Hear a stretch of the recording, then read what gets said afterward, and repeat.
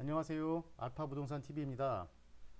저희가 매물 영상만 계속 업로드를 했었는데 많은 분들께 조금이나마 도움이 될 수 있도록 부동산 정보에 관한 영상을 올리게 되었고요. 오늘 보실 영상은 우리가 흔히 접하는 월세 계약서를 어떻게 작성하는지 그 방법에 대해서 알아보도록 하겠습니다. 여기 지금 보시는 게 다세대주택 월세 계약서입니다.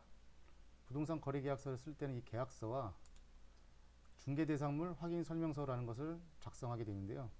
이 두 가지 서류를 작성하고 각각 보관하도록 되어 있습니다. 계약서를 처음 보시는 분들, 특히 사회초년생이나 대학생분들 아니면 갓 개업한 초보 공인중개사분들도 처음에는 헷갈려하거나 어렵게 생각하는 경우가 있는데 하나하나 뜯어보면 별거 아니고요. 지금부터 계약서는 어떤 형식으로 이루어져 있는지 하나씩 살펴보도록 하겠습니다. 우선 부동산의 표시, 그리고 계약의 내용, 이제 보증금은 얼마인지, 계약금은 얼마인지, 중도금, 잔금은 얼마인지, 차임은 얼마인지, 그리고 법 조항. 이거 은근히 그냥 넘어가시는 중개사분들도 계시는데 저는 일단 무조건 한 번씩 읽어드려요. 간략하게라도. 모르시는 분들이 많습니다. 제대로 읽어보려고 노력도 안 해요. 사실 대부분의 손님분들은. 근데 하나씩 읽어드리면 손님분들이 많이 고마워하세요. 그리고 특약상, 우리가 특약을 어떻게 적는지가 가장 중요하죠. 그리고 계약에 참여한 임대인, 임차인, 개업 공인중개사 정보를 작성하는 란이 있고요. 여기 그 개업 공인중개사가 공동중개인 경우에는 공인중개사 란이 하나가 더 나옵니다. 그거는 공동중개인 경우에는 같이 작성을 해주시면 됩니다. 그러면 이 부동산의 표시, 이 부분은 어떻게 작성을 하는지 보도록 하겠습니다. 소재, 주소죠. 토지와 건물, 부동산은 토지와 건물로 나눠져 있으니까 이 두 가지로 나눠져 있고요. 토지의 지목이 무엇인지, 대지권 비율은 어떻게 되는지, 면적, 건축물은 구조, 용도, 면적이 어떻게 되는지 기재하게 되어 있습니다. 그리고 가장 중요한 임대할 부분, 임대할 부분은 이 안에 우리가 명확하게 인식을 할 수 있도록 적어 주셔야 되는데 이 부분 잠깐 말씀을 드리면 건물의 면적을, 지금 이 샘플은 다세대 주택이잖아요. 공동주택. 공동주택은 각 세대별로 주인이 있기 때문에 그 세대 하나하나를 하나의 건물로 봅니다. 그래서 이 안에 기재하는 내용은 전유 부분의 면적을 적어주시면 되고요. 그 세대에.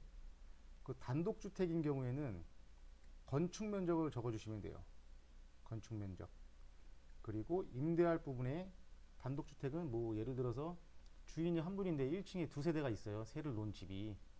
근데 그 두 세대가 각각 등기부나 대장에 뭐 나와 있는 게 아니기 때문에 임대인분한테 임대할 부분의 면적이 어느 정도 되는지 여쭤보든가 아니면 대략적으로 측정을 해서 이게 몇 제곱미터 정도 되겠구나 라고 해서 이거 적으셔야 됩니다. 그럼 이 내용은 어디서 확인을 하느냐?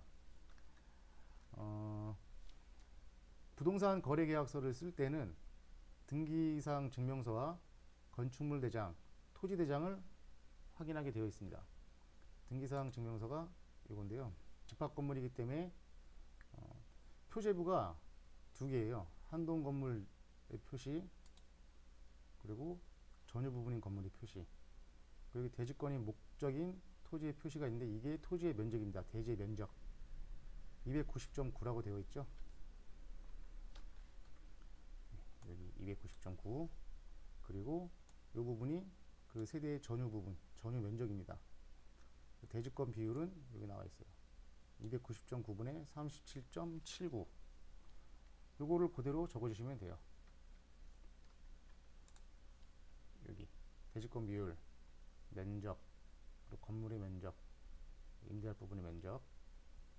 그런데 저는 이 등기사항 증명서도 보지만 우리가 사실 건축물 대장도 봐야 되는데 건축물 대장도 한번 짚고 넘어갈게요. 건축물 대장은 전유부와 표지부가 있습니다. 전유부는 그 우리가 계약을 체결하는 그 해당 세대에 관한 내용만 나와 있어요. 사실 얻을 수 있는 정보가 매우 제한적입니다. 구조, 용도, 전용 면적, 소유자에 대한 정보, 요게 다예요.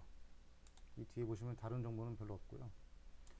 우리가 확인 설명서라는 걸 작성할 때 이 부분을 보게 되는데, 여기 대지 면적도 나오죠. 건축 면적 나오고, 그리고 주 구조, 용도, 이런 것들이 나옵니다. 이곳에. 그리고 뒷장을 보시면 나중에 확인 설명서 작성할 때 또 나오는데, 일단 사용 승인일 언제인지, 뭐 승강기가 있는지 없는지, 뭐 주차장이 있는지 없는지, 그리고 여기 내진 설계 적용 여부, 내진 능력, 뭐 이런 것들을 적는 란이 있어요. 근데 이 부동산 종합증명서라는 서류에 다 나와 있기 때문에 저는 이것을 참고하고요. 뭐 등기사항 증명서와 건축물 대장, 뭐 이런 걸 보고 작성을 할 수도 있지만 부동산 종합증명서가 가장 편하더라고요. 그리고 계약 내용은 말 그대로 보증금이 얼마인지, 계약금, 중도금, 잔금이 얼마인지, 차임이 얼마인지 작성하는 건데, 요 계약금 란이 처음에 좀 헷갈려 하시는 분들이 계십니다. 뭐냐면, 오늘 미팅을 했는데 손님은 마음에 들어서 계약금을 넣고 싶어 하세요. 그런데 임대인이나 중개사무소 측의 사정으로 오늘 계약서를 쓸 수가 없어요. 근데 이 집을 다른 사람한테 보여주긴 싫어요. 그러면 임대인 계좌로 먼저 받든가, 아니면 중개사무소 계좌로 먼저 받든가, 가계약금을 받습니다. 가계약금을 받고 나머지 계약금을 보통 우리가 10%를 맞추는데, 계약서를 작성하기로 한 날짜에 모였을 때 그때 작성하고 나서 입금을 해주세요. 그리고 여기에 임대인 이름을 기재를 하고 도장을 찍어주면 요 자체로도 영수증의 효력이 발생한다고 볼 수 있습니다. 그리고 여기 법 조항이죠. 조항은 뭐 임대인의 동의 없이 용도를 변경하거나 전대할 수 없다. 그러니까 다른 사람에게 빌릴 수 없다. 계약을 해지하려면 뭐 임차인은 계약금을 포기하고 임대인은 계약금의 배액을 상환하고, 그리고 뭐 중개 보수 같은 경우 정상적인 중개행위가 끝나고 계약서 작성까지 무리 없이 끝났는데, 그 이후에 거래 당사자 간의 문제로 계약이 무효나 취소 해제가 되었을 때 중개 수수료는 그래도 발생한다. 뭐 이런 내용이에요. 그리고 확인 설명서 교부한다. 이것도 중요하죠. 확인 설명서 교부. 그러니까 이 부분은 저는 다 읽어드려요. 간략하게라도. 근데 안 읽어주시는 분들이 많은데 저는 읽어드립니다. 읽어드리면 또 좋아하세요. 아, 이런 거구나 라고 다. 예. 그리고 특약사항 보시면 여기 당구장 표시에 계약 당사자는 계약서 작성과 관련하여 개인정보 수집 및 이용에 동의한다. 이게 원래 동의서가 따로 있습니다. 제가 보여드릴게요. 여기 한쪽에다 임차인, 뭐 한쪽에다 임대인, 이렇게 해서 이름과 서명 또는 도장을 받습니다. 근데 이게 일일이 받기가 좀 귀찮아 하시는 분들이 계세요. 근데 저걸 받는 이유는, 이 부동산 거래계약서는 저희가 5년 동안 보존을 해야 되거든요. 그럼 이 안에 거래 당사자의 이름을 비롯해서 개인정보가 다 들어가 있기 때문에 저것을 받는 거고요. 작성하기 귀찮은 분들, 이 계약 당사자는 계약서 작성과 관련하여 개인정보 수집 및 이용에 동의한다라고 특약에 넣었습니다. 저는 이것도 넣어놓고 따로 받기도 해요. 그리고 보통 특약을 보면 현 시설물 상태에서 임대차 한다. 임대차 만료 전에 임차인이 계약 해지를 원할 경우, 그러니까 중간에 이사를 먼저 가야 될 경우 중개 수수료는 임차인이 지급하는 것으로 한다. 뭐 임대인은 잔금일까지 임차인에게 불리한 권리 변동을 하지 않으며 이를 어길 시 계약은 해지한다. 이게 무슨 뜻이냐면, 계약금 받아놓고 잔금 들어가기 전에 뭐 대출을 실행하거나 이런 경우가 있어요. 그럼 임차인의 보증금이 좀 위험한 상황에 처할 수도 있겠죠. 그래서 임차인 보호를 위해서 이런 특약을 넣어놓긴 하는데, 각 지역별로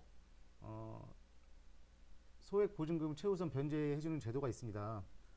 그거는 대법원 인터넷 등기소에 들어가 보면 확인할 수 있어요.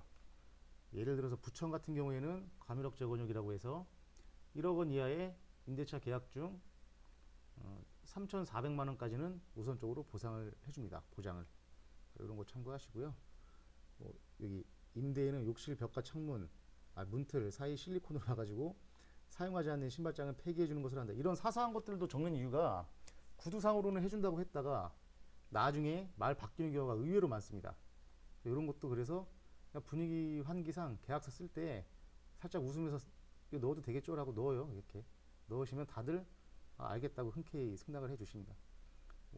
다른 특별한 사항이 있으면 다 적어주시면 되고요. 기타 사항은 민법, 임대차 보호법 및 부동산 임대차 계약 일반 관리에 따르기로 한다. 그리고 계좌번호 꼭 적어주시고요. 계좌번호, 임대인의 계좌번호. 네. 그리고 밑에 나머지는 있는 그대로 적으시면 돼요. 근데 주소 같은 경우에 현재 거주하고 있는 주소를 적으셔야 되고, 신분증은 저는 이 단계에서 항상 확인을 합니다. 코로나 때문에 마스크를 쓰고 있는데 저는 죄송하지만 살짝 내려달라고 하고 서로 얼굴도 확인을 해요. 네. 계약서는 이렇게 작성하면 되고요. 자, 이제 확인 설명서를 어떻게 작성하는지 살펴보도록 하겠습니다. 확인 설명서도 뭐 별로 어렵지 않아요. 써 있는 거 그대로 작성해 주시면 되는데, 확인 설명을 하게 되면 그 근거 자료가 있어야겠죠. 근거 자료가 여기 등기권리증, 등기사항 증명서, 뭐 토지대장, 건축물대장, 토지이용계획 확인서, 그 밖의 자료. 저는 아까 말씀드린 것처럼 부동산 종합증명서를 주로 활용을 많이 하고요. 대상 물건의 상태에 관한 요구사항은 우리가 임대인한테 어떤 특별한 정보를 요청할 수 있잖아요. 그 집에 대해서, 그 물건에 대해서. 내가 요청을 했다. 그래서 임대인이 이렇게 대답을 하더라. 그 있는 그대로 적어주시면 돼요. 그리고 요청을 했는데 알려주지 않는다. 그럼 알려주지 않았다고 쓰면 됩니다. 예. 그리고 중개대상물 확인 설명서는 첫 번째, 개업 공인중개사 기본 확인사항이 있고요. 두 번째, 개업 공인중개사 세부 확인 사항이 있고요. 중개 보수 등에 관한 사항이 나와 있습니다. 네. 요 세 가지만 잘 작성을 해주시면 되는데, 대상 물건의 표시 있죠. 그러니까 기본 확인 사항은 중개사가 임대인에게 물어보지 않아도 확인할 수 있는 부분들이에요. 표시, 권리관계, 물건의 표시, 이런 객관적인 부분은 우리가 토지대장 또는 건축물대장을 보면 다 나와 있고요. 아까 말씀드린 것처럼 부동산 종합증명서를 보면 나와 있습니다. 그대로 적는 거예요. 대신 여기서 이 방향 있죠. 이 방향, 이게 90도 이상 틀어지면 이것도 과태료를 먹을 수 있어요. 그래서 저희는 항상 그 나침반 어플을 이용해서 임대인분 말만 믿지 않고 직접 가서 확인을 합니다. 우리가 임장 활동을 하잖아요. 그때 직접 확인을 해요. 그리고 이 권리관계, 권리관계는 등기부를 보면 알 수 있죠. 등기부 자체가 이 권리에 관한 내용을 적는 거기 때문에 토지, 건축물, 그리고 홍길동 생년월일, 주소 그대로 똑같이 적어주시고요. 소유권 이외의 권리사항, 뭐 저당, 근저당 이런 것들이 대표적인 건데, 그 채권 최고액이 얼마인지, 채무자가 누구고 채권자가 근저당권자가 누군지 이거 다 기재해 주는 겁니다. 토지하고 똑같기 때문에 건축물에는 그냥 상동으로 해놨어요. 상동으로 해놨고, 그러면 이거는 우리가 등기사항 증명서로 확인을 해야 되는데, 등기사항 증명서 보시면 아까 이게 처음 본 부분이 표제부로 시작한다고 그랬죠.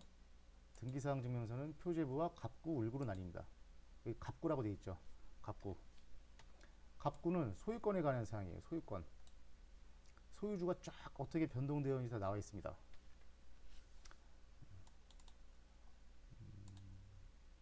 마지막에 보면 소유자 홍길동, 그죠? 소유자 홍길동이라고 되어 있고 경매로 낙찰 받으셨네요. 이 정보를 그대로 적는 거예요. 여기 토지 건축물의 소유권에 관한 사항에다가 그대로 적어주시는 거고, 을구는 소유권 이외의 다른 권리관계를 나타내는 건데, 보시면 근저당권, 설정, 말소가 되어 있죠.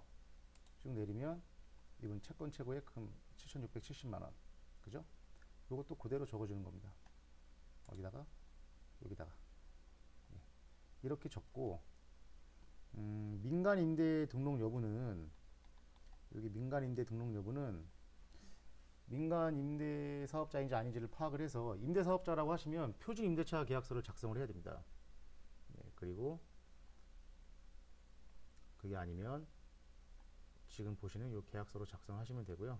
소유권 이전에 관한 계약이 아니기 때문에 지역, 지구, 구역, 뭐 도시군 계획시설 이런 것들 다 생략 가능합니다. 입지 조건.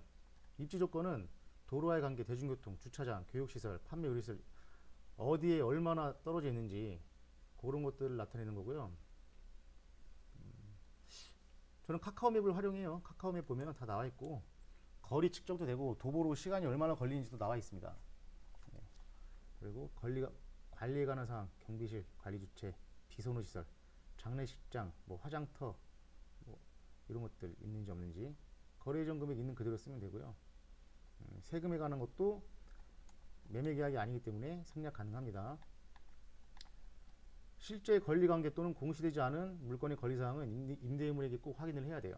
확인을 하셔야 되고 내부 시설물의 상태 우리가 임장활동할 때 필수로 확인해야 되는 건데 저 같은 경우에는 저나 저희 직원들이 임장활동 갈 때 항상 이 표를 만들어 놓고 갑니다. 우리가 물건을 접수받을 때 그래서 확인 설명서에 기재할 내용들은 따로 표시를 해놓고 꼭 가서 확인을 해요. 수도 같은 경우에는 파손 여부, 용수량 이런 거 특히 용수량 같은 거 싱크대에서 물 틀어놓고 닫은 다음에 변기에 물 내려보고 이렇게 하시는 분들이 대부분인데 더 정확한 건 두 개를 다 동시에 보는 거예요. 싱크대에 물 틀어놓고 변기물 내려보면 이 수압이 어느 정도인지 확인할 수 있고요. 좀 더 정확하게. 심지어 어떤 분들은 저녁에 오세요. 저녁에.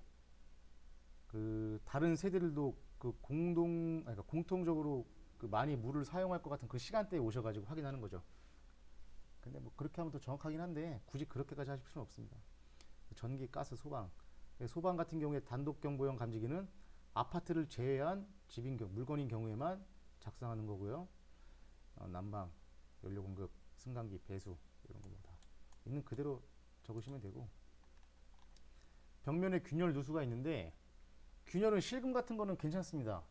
우리가 딱 봐도 이게 상식적으로 와 이거 거의 크랙이 심한데 이럴 정도의 균열은 문제가 있고 안정성에도 좀 문제가 있는 건데 실금 있잖아요. 실금은 정상적인 거니까 그거에 대해서 걱정하시는 분들이 계시면 잘 설명해 주시면 되고요. 또 임차인분들도 그런 것 때문에 신경 쓰실 필요는 없어요.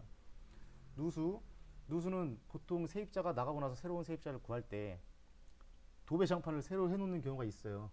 그러면 순간적으로 잘 모를 수 있는데 원래 누수가 있는 집은 도배를 새로 해도 며칠 지나면 그 흔적이 남습니다. 다시 축축하게. 그 벽과 벽 사이 천장과 연결되는 그 모서리 부분을 특히 잘 확인을 하시면 돼요.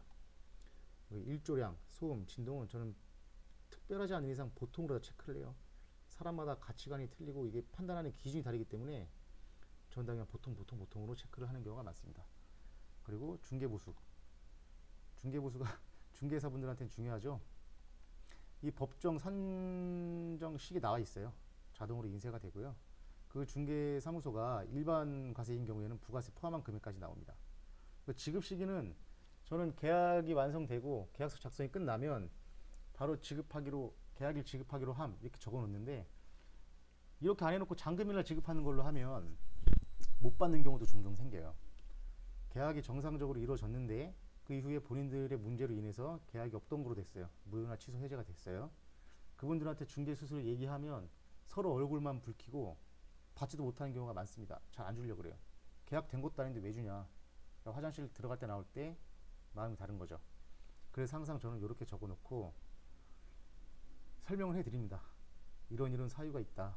그래서 원래 원칙은 이거지만 계약일날 지급하시는 거지만 뭐 어쩔 수 없으시다 하면 잔금일날 주셔라. 뭐 통상적으로 그렇게 하는 경우가 많으니까 괜찮다. 이렇게 얘기를 해요. 그러면 또 의외로 계약서 작성하자마자 주시는 분들도 많이 있습니다. 마지막으로 매도인, 매수인, 기업 공인중개사 인적사항 맞는지 확인 한번 하면 되고요. 네. 지금까지 월세 계약서를 어떻게 작성하는지 그 방법에 대해서 알아보았고요. 처음 하는 영상이다 보니까 아까 말씀드린 것처럼 좀 부족한 점이 많았습니다. 양해 부탁드리겠습니다. 예, 다음에 뵐게요.